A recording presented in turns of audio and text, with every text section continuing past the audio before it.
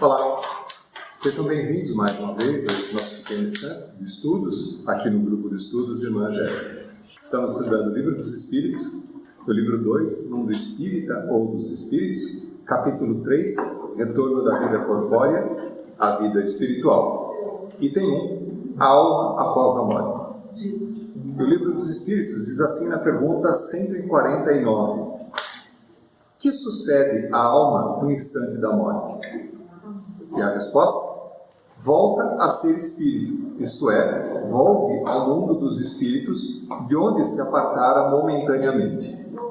Isto é, considerando que a gente nunca deixa de ser espírito, a gente alma é o nome que se dá para o espírito encarnado, assim que morre, continua sendo espírito. A gente retorna à espiritualidade, ou mesmo continua sendo espírito, não tem mudança, né? Pergunta número 150. A alma, após a morte, conserva a sua individualidade? E a resposta? Sim, jamais a perde. Que seria ela se não a conservasse?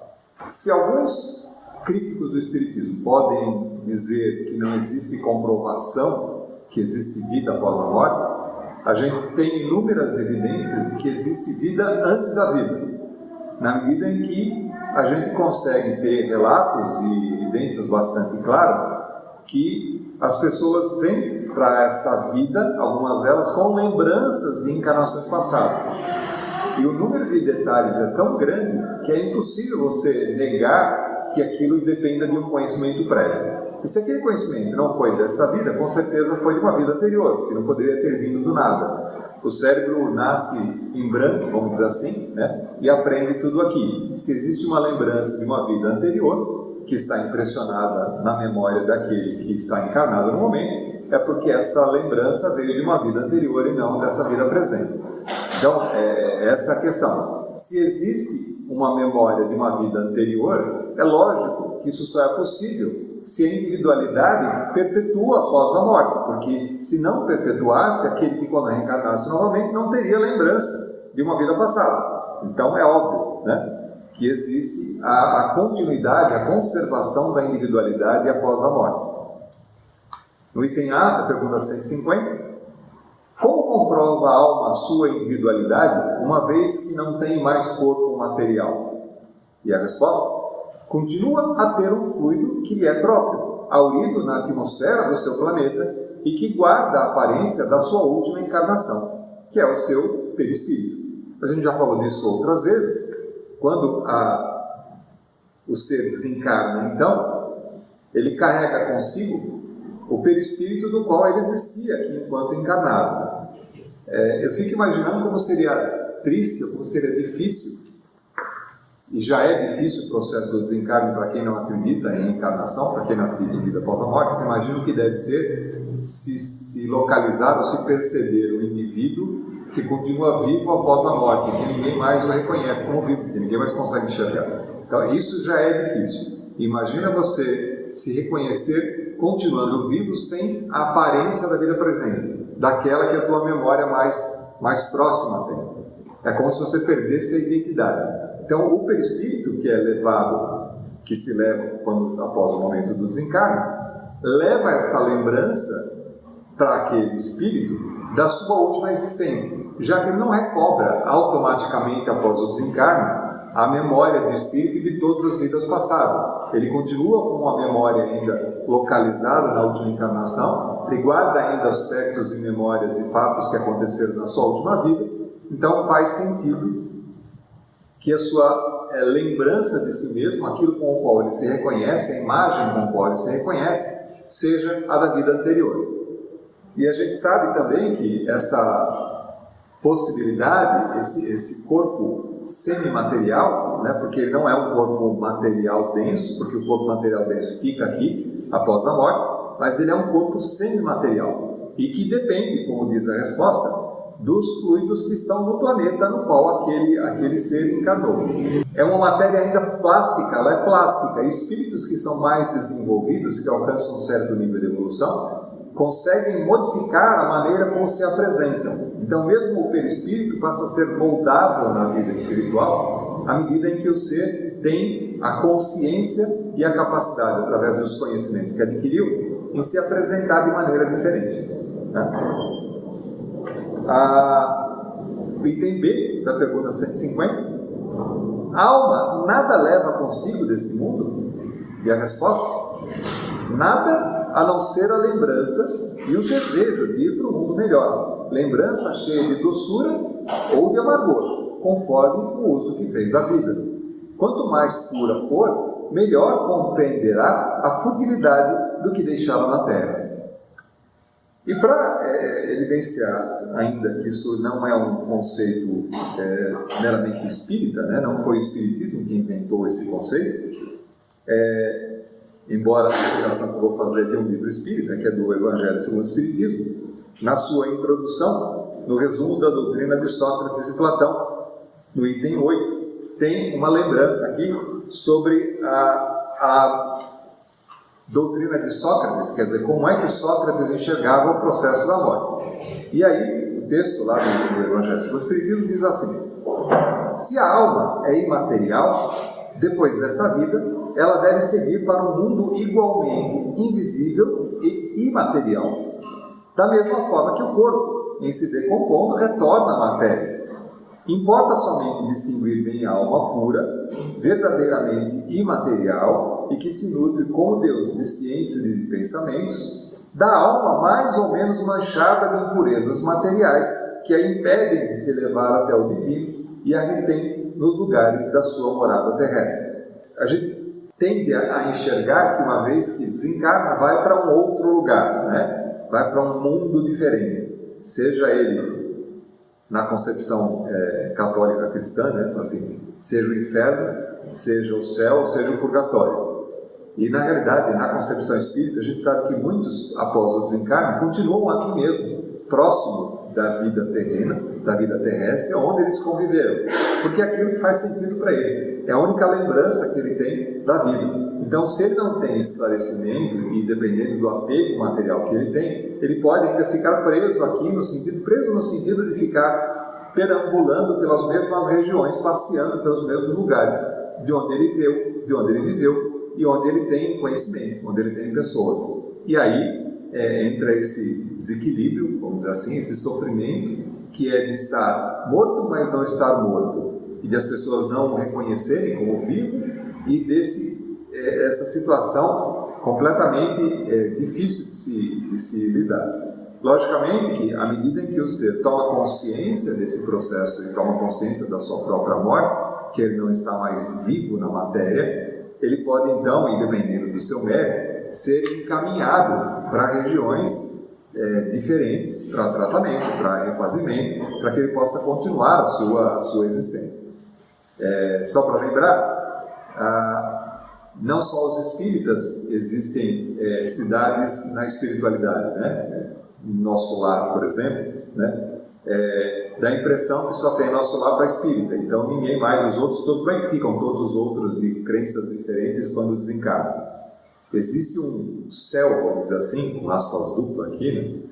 Para cada filosofia diferente. Então é lógico que os budistas são recebidos por budistas, que os católicos são recebidos por católicos, os evangélicos são recebidos por evangélicos, né? Os muçulmanos são recebidos por muçulmanos, que é o que faz sentido para a mente da pessoa.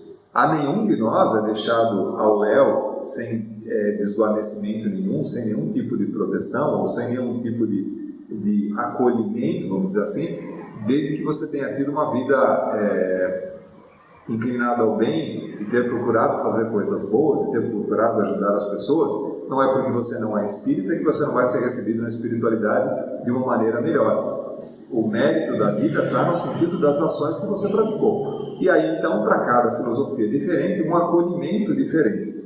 E que, nesse caso, não está nesse mais próximo de nós aqui, porque esse ser se reconhece morrendo e se reconhece indo para um outro lugar que não aquele que está aqui, a partir do momento que ele tem esse desprendimento dessas coisas materiais. Logicamente que aqui se diz, quando se menciona ou de amargor, conforme o uso que ele fez da vida, está querendo mencionar aqueles que ficaram muito ainda presos na dimensão da matéria, no sentido de estar muito envolvidos ainda com poder, com materialidade, com posses, com sentimentos que estão muito mais próximos da matéria. Não é porque desencarnou que virou santo. Continua com os mesmos tipos de pensamento. E dependendo desses pensamentos, então ele vai ser direcionado para uma região ou para outra, para um tipo de acolhimento ou outro, dependendo das suas capacidades e onde está o seu estado mental.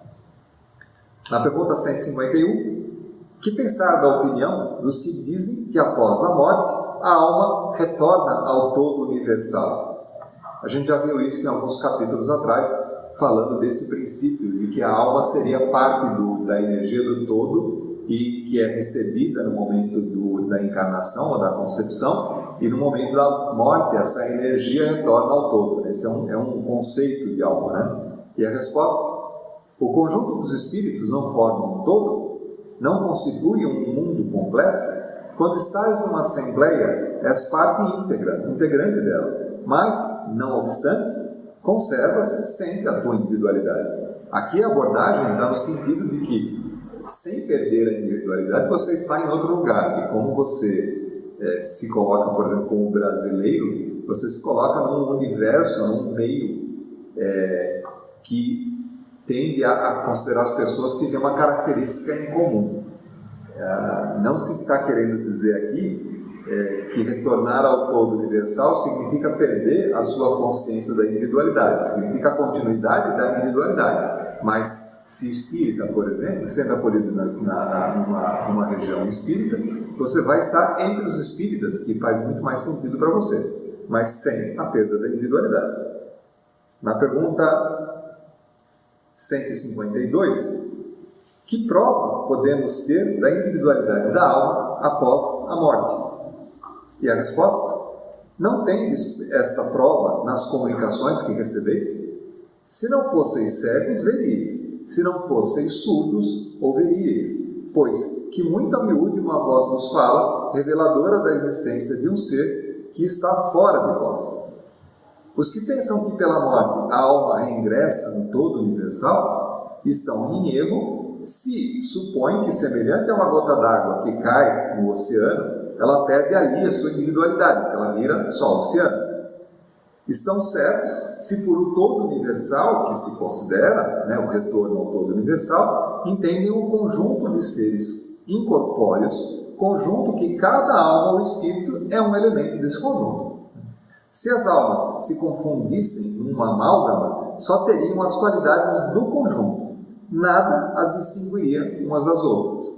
Se fosse o princípio simples de volta ao fluido universal do todo, se desmancha a individualidade. E aí a gente não teria as informações que a gente tem, as comprovações que a gente tem, tanto pelas comunicações, como o próprio texto menciona, as comunicações que a gente recebe da espiritualidade, que dão uma característica, uma personalidade, informações que são específicas de uma vida, de um indivíduo num determinado tempo. Essa memória teria se perdido na medida em que ela tivesse sido reintegrada ao todo. Vale lembrar que o conceito de alma é muitas vezes utilizado como o conceito do princípio vital. E se a gente considerar o princípio vital, voltando, retomando um pouquinho, a gente pode dizer que nós somos compostos de 3 partes básicas, Uma, que é o princípio da matéria, que é o corpo físico material. Um, que é o princípio do corpo energético. E outro, o perispírito, que em última instância é o próprio espírito, durante um determinado tempo.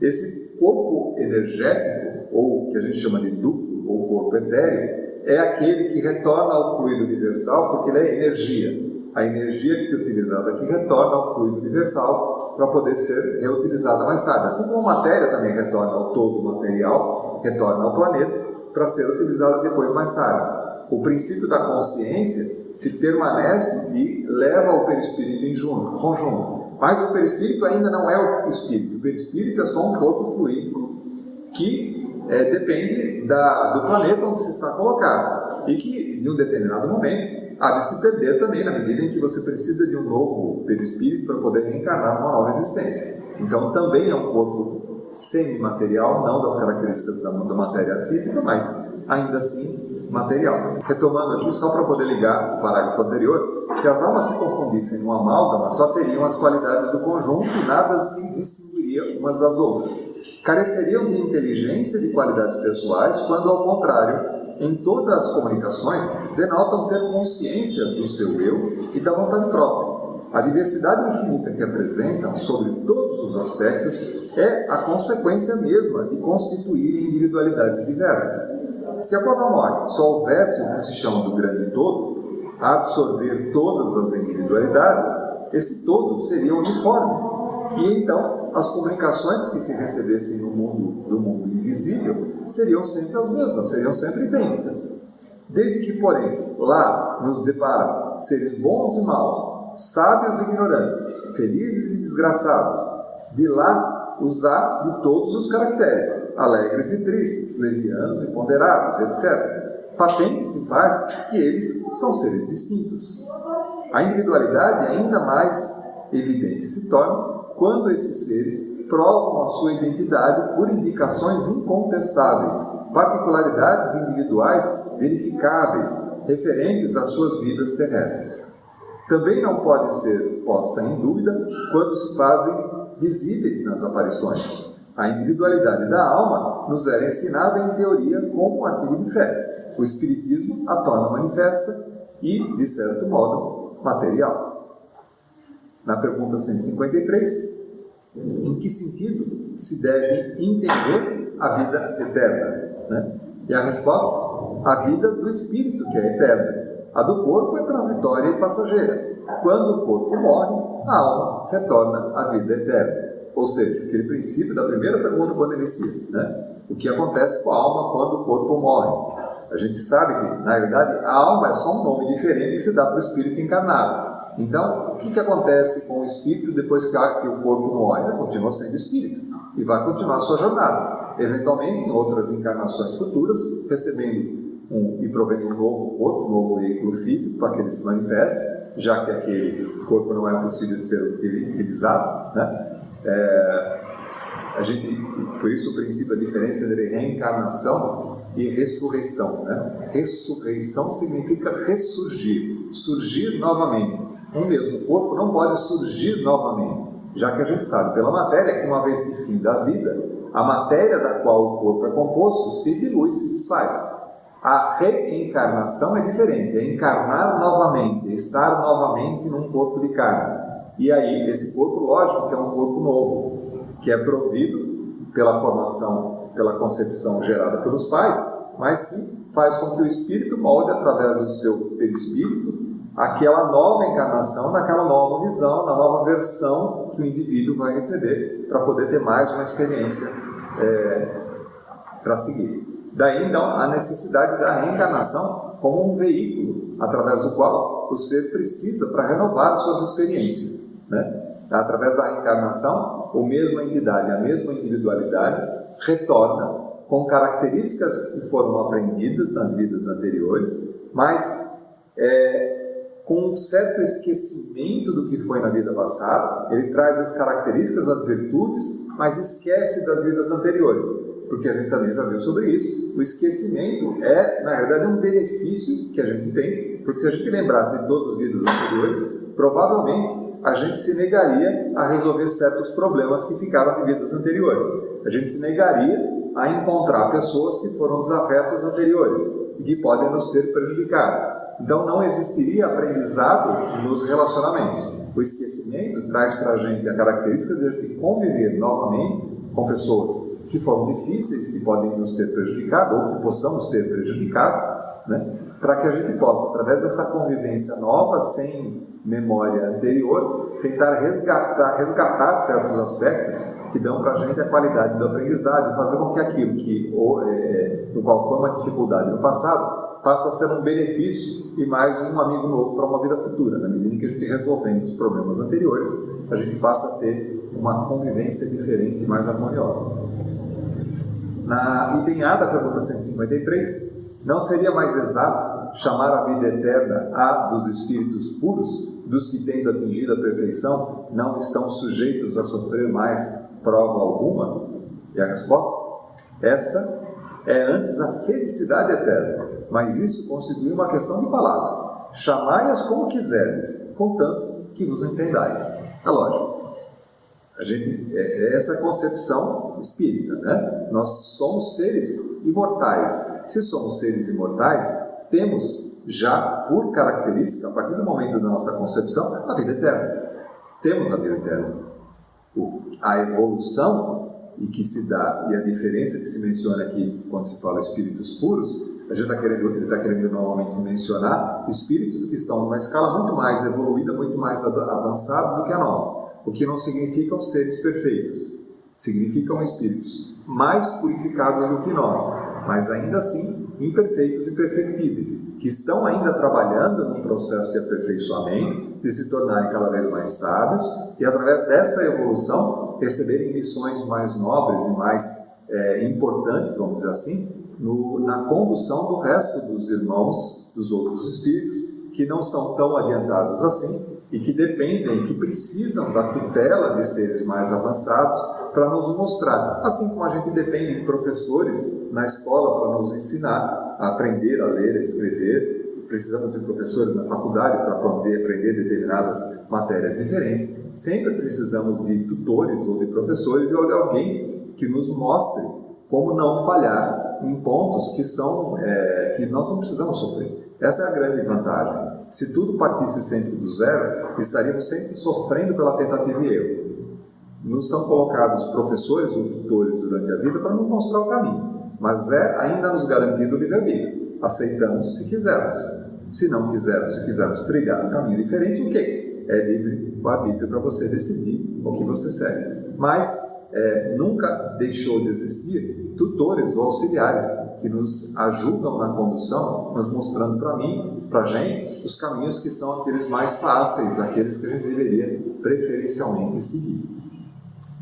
Para concluir, eu trouxe um videozinho. Esse vídeo é um caso de reencarnação, é uma demonstração tácita da continuidade da individualidade, na medida em que o ser anterior leva para a vida seguinte, né? Esse próprio espírito leva para a vida seguinte informações que são carregadas para o indivíduo, no sentido de ele ter consciência. Alguns têm consciência mais, outros têm consciência menos. Esse caso é um caso de consciência de vida anterior, então traz informações bastante ricas.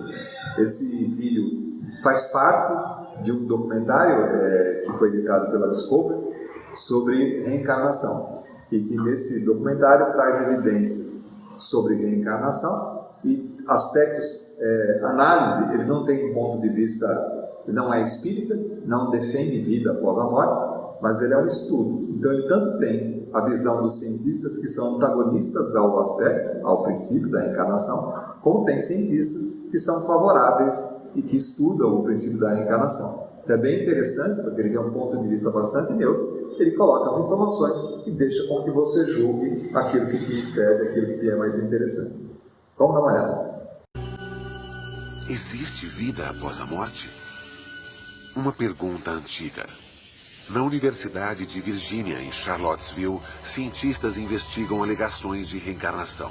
Há 40 anos, tentam explicar relatos de crianças que falam de uma vida passada. Histórias como desta garota que diz ter morrido afogada e que reencarnou. Ou deste garoto de 6 anos que era policial em Nova York e foi morto em serviço. Ou deste garoto que lembra viver como seu próprio avô. Há milhares de histórias assim, e o Dr. Jim Tucker reuniu muitas delas. We're investigating cases of very young children who spontaneously begin talking about previous lives. They usually begin between the ages of 2 and 3 and continue until the age of 5 or 6. We're looking at these cases to learn as much as possible about this phenomenon. Jim Tucker prepara uma viagem para encontrar um de seus casos. Uma criança que lembra de uma vida passada.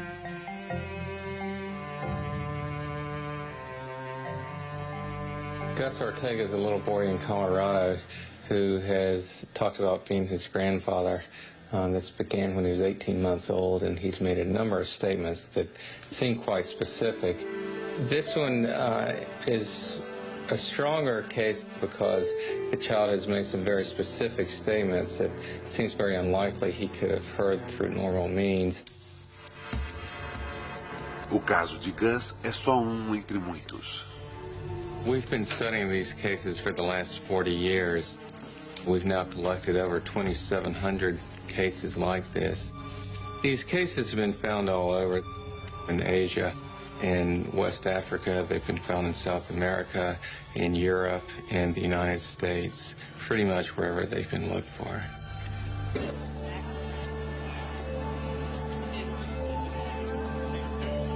Jim está prestes a visitar um desses casos. Ele está indo para a Flórida para ver um menino que diz ter sido um policial em Nova York morto em um tiroteio.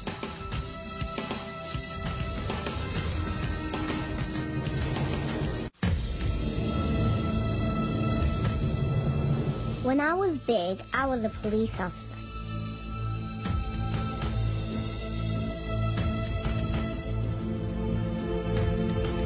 I walked into a store one night. They were bad guys, too.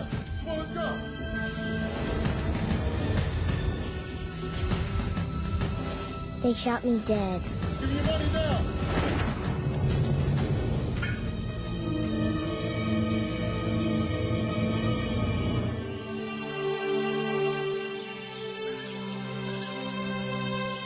Pensacola, a casa de Maria Hagdorn.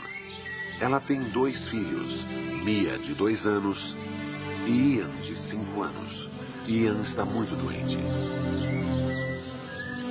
What kind of dress do you like to wear, Mia? Seu filho sofre de uma rara doença do coração. Quando se esforça demais, fica sem ar e desmaia. Idas ao cardiologista são frequentes. A observação é obrigatória. Ian sofreu 6 cirurgias antes de fazer 4 anos. He was a big, healthy 8.5-pound baby, and they took him off. They said to take a bath, give him a bath. And they never came back. Over an hour went by, so I sent my husband off to find the baby. And he came back quite a bit later with 2 doctors, and they were all crying, very visibly shaken, which I knew that the news was not good. Disseram que Ian não sobreviveria um dia. Só uma cirurgia de emergência o salvaria. 6 horas após nascer, Ian sofreu uma grande cirurgia. Ian had underdevelopment of the pulmonary valve, which is the artery right here we see in this drawing. And that caused the right side of his heart not to develop as well. And what that leads to is a lack of oxygen in his blood.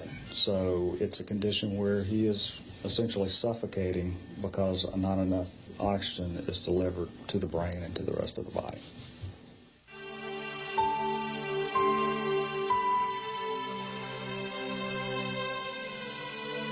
A cirurgia correu bem.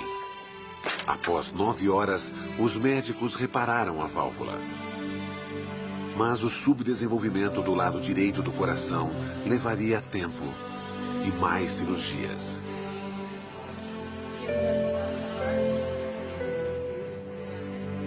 A vida de Ian ainda corre risco.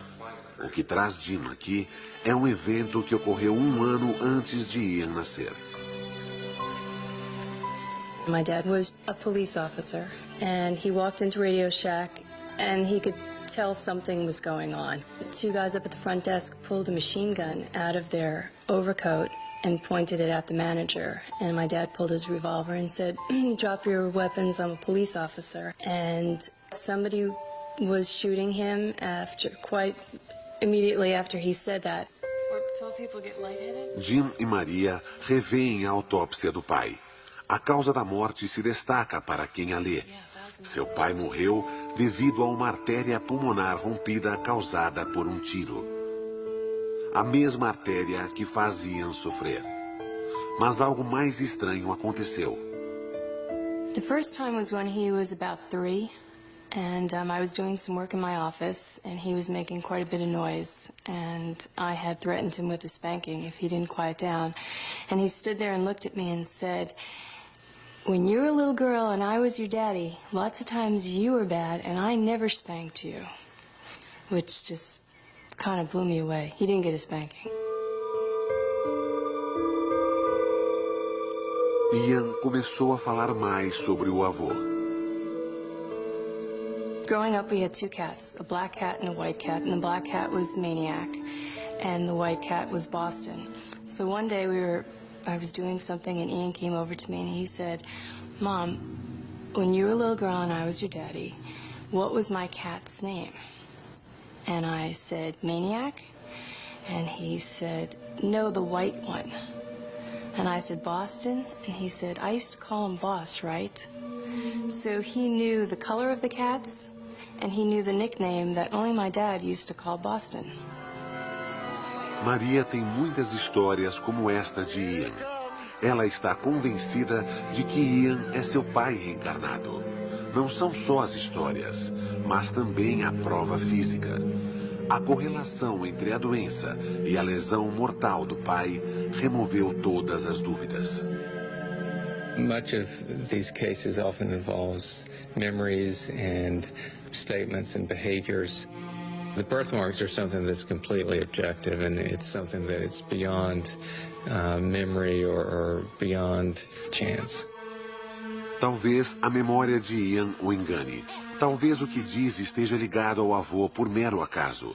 Mas a combinação de memória e prova física é muito convincente. I didn't want to go back, but God just gave me to you. God gave you to your mom, Yes. even though you didn't want to come back?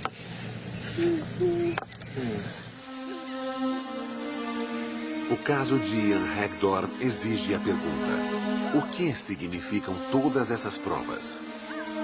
There are obviously huge questions here which we haven't even begun to try to answer, such as, is there a soul? If so, what does that term even mean?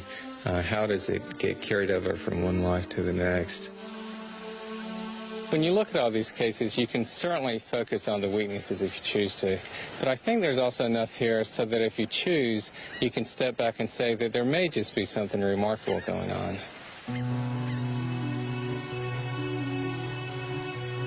Se o Dr. Tucker estiver certo, as lembranças de todas as crianças podem significar que a morte pode ser apenas um caminho para uma outra vida.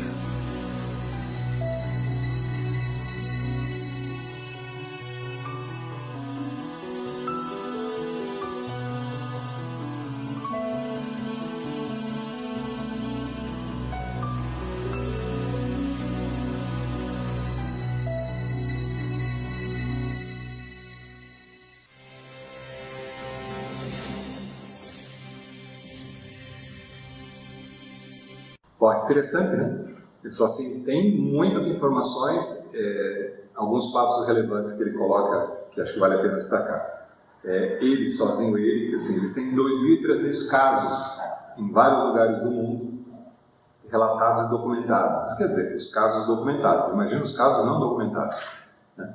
É interessante o documentário que ele mostra vários estudos desse tipo. Aquela menina indiana, por exemplo, no começo, ela lembra dos pais, quem eram os pais anteriores, porque ela renasce numa outra família. Ela vai procurar os pais anteriores, porque ela fala que os pais atuais não são os pais dela verdadeiros, e vai procurar, e ela sabe o lugar onde ela morreu, ela aponta o lugar onde ela morreu, e a lembrança da morte dela na vida anterior.